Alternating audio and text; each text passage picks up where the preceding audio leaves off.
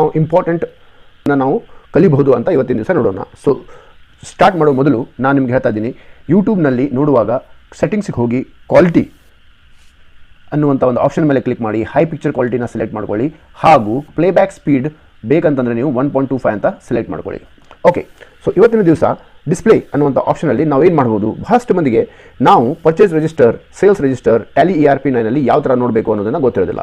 ಸಾಕಷ್ಟು ಸ್ಟೂಡೆಂಟ್ಸ್ ನನಗೆ ಕೇಳ್ತಾರೆ, ಸರ್ ನಾವು ಪರ್ಚೇಸ್ ರಿಜಿಸ್ಟರ್ ಅಥವಾ ಸೇಲ್ಸ್ ರಿಜಿಸ್ಟರ್ ನೋಡಬೇಕಂದ್ರೆ ಯಾವ ಥರ ನಾವು ಅದನ್ನು ನೋಡಬಹುದು ಅಂತ ಟ್ಯಾಲಿ ERP9. ಸೊ ಇವತ್ತಿನ ದಿವಸ ನಾನು ನಿಮಗೆ ಹೇಳ್ತಾ ಇದ್ದೀನಿ, ಡಿಸ್ಪ್ಲೇ ಅನ್ನುವಂಥ ಆಪ್ಷನ್ ಮೇಲೆ ನೀವು ಕ್ಲಿಕ್ ಮಾಡಿದ ಮೇಲೆ there is one option called account books ಮೇಲೆ ಕ್ಲಿಕ್ ಮಾಡಿ. ಅಕೌಂಟ್ ಬುಕ್ಸ್ ಮೇಲೆ ಕ್ಲಿಕ್ ಮಾಡಿದ ಮೇಲೆ ಇಲ್ಲಿ ನಿಮಗೆ sales register and purchase register ಅಂತ 2 ಆಪ್ಷನ್ ಇರುತ್ತೆ. ಸೊ ಒಮ್ಮೆ ನೀವು ಸೇಲ್ಸ್ ರಿಜಿಸ್ಟರ್ ಮೇಲೆ ಕ್ಲಿಕ್ ಮಾಡಿದ ಮೇಲೆ ಇಟ್ ವಿಲ್ ಡಿಸ್ಪ್ಲೇ ನಿಮಗೆ ಸೇಲ್ಸ್ ರಿಜಿಸ್ಟರ್, ಅಂದರೆ ಯಾವ ಮಂತಲ್ಲಿ ಎಷ್ಟು ಸೇಲ್ ಆಗಿದೆ ಅನ್ನೋದು ಡಿಸ್ಪ್ಲೇ ಆಗುತ್ತೆ. ಏಪ್ರಿಲ್ ಮಂತಲ್ಲಿ, ಇವಾಗ ಈ ಎಕ್ಸಾಂಪಲಲ್ಲಿ ಏಪ್ರಿಲ್ ಮಂತಲ್ಲಿ 81,720 ಸೇಲ್ಸ್ ಆಗಿದೆ. ಅದೇ ಥರ ನೀವು ಪರ್ಚೇಸ್ ರಿಜಿಸ್ಟರ್ ನೋಡಬೇಕಂದ್ರೆ ಸೇಲ್ಸ್ ರಿಜಿಸ್ಟರ್ ಕೆಳಗಡೆ ಪರ್ಚೇಸ್ ರಿಜಿಸ್ಟರ್ ಅಂತ ಒಂದು ಆಪ್ಷನ್ ಇರುತ್ತೆ. ಅದ್ರ ಮೇಲೆ ಕ್ಲಿಕ್ ಮಾಡಿ ಏಪ್ರಿಲ್ ಮಂತಲ್ಲಿ ಎಷ್ಟು ನಾವು ಪರ್ಚೇಸ್ ಮಾಡಿದ್ದೀವಿ ಅನ್ನೋದು ಕೂಡ ಇಲ್ಲಿ ನಾವು ನೋಡ್ಬೋದು. ಸೊ ಈ ಥರ ಡಿಸ್ಪ್ಲೇ ಅನ್ನುವಂಥ ಆಪ್ಷನಲ್ಲಿ ಗೇಟ್ವೇ ಆಫ್ ಟ್ಯಾಲಿ ಇಂಥ ಡಿಸ್ಪ್ಲೇ ಅನ್ನುವಂಥ ಒಂದು ಆಪ್ಷನ್ ಮೇಲೆ ಕ್ಲಿಕ್ ಮಾಡಿದಾಗ ಅಕೌಂಟ್ ಆಫ್ ಬುಕ್ಸ್ ಇದ್ರ ಮೇಲೆ ಕ್ಲಿಕ್ ಮಾಡಿದಾಗ ಇಲ್ಲಿ ನಿಮಗೆ ಸೇಲ್ಸ್ ರಿಜಿಸ್ಟರ್ ಮತ್ತು ಪರ್ಚೇಸ್ ರಿಜಿಸ್ಟರ್ ಅನ್ನೋಂಥ 2 ಆಪ್ಷನ್ ಸಿಗುತ್ತೆ. ಸೊ ಸೇಲ್ಸ್ ರಿಜಿಸ್ಟರ್ ಮೇಲೆ ಕ್ಲಿಕ್ ಮಾಡಿದಾಗ ಯಾವ ಮಂತಲ್ಲಿ ಎಷ್ಟು ಸೇಲ್ಸ್ ಆಯಿತು ಅನ್ನೋದು ಡಿಸ್ಪ್ಲೇ ಆಗುತ್ತೆ.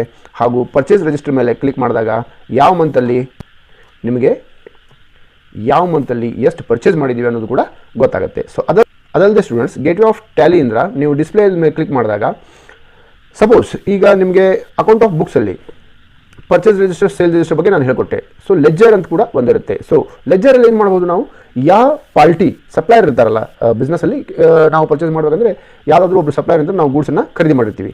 ಸೊ ಇಲ್ಲಿ ನಾವು ಏನು ಮಾಡ್ಬೋದು, ಲೆಜ್ಜರ್ ಅನ್ನುವಂಥ ಆಪ್ಷನ್ಗೆ ಹೋಗಿ ABC ಡಿಸ್ಟ್ರಿಬ್ಯೂಟರ್, ಸಪೋಸ್ ವಿಚಾರ ಮಾಡಿ ABC ಡಿಸ್ಟ್ರಿಬ್ಯೂಟರ್ ಅಂತ ನಾವೇನೋ ಪರ್ಚೇಸ್ ಮಾಡಿದ್ದೀವಿ. ಸೊ ಅದರದ್ದು ನಾವು ಲೆಜ್ಜರನ್ನು ನೋಡಬೇಕು, ಎಷ್ಟು ಪರ್ಚೇಸ್ ಮಾಡಿದ್ದೀವಿ, ನಾವು ಯಾವಾಗ ಪರ್ಚೇಸ್ ಮಾಡಿದ್ದೀವಿ, ಅಥವಾ ಯಾವಾಗ ನಾವು ಅವ್ರಿಗೆ ಪೇಮೆಂಟ್ ಮಾಡಿದ್ದೀವಿ ಅನ್ನೋದನ್ನು ನೋಡಲಿಕ್ಕೆ ನಾವು ಲೆಜ್ಜರ್ ಅನ್ನುವಂಥ ಆಪ್ಷನ್ಗೆ ಹೋಗ್ತೀವಿ.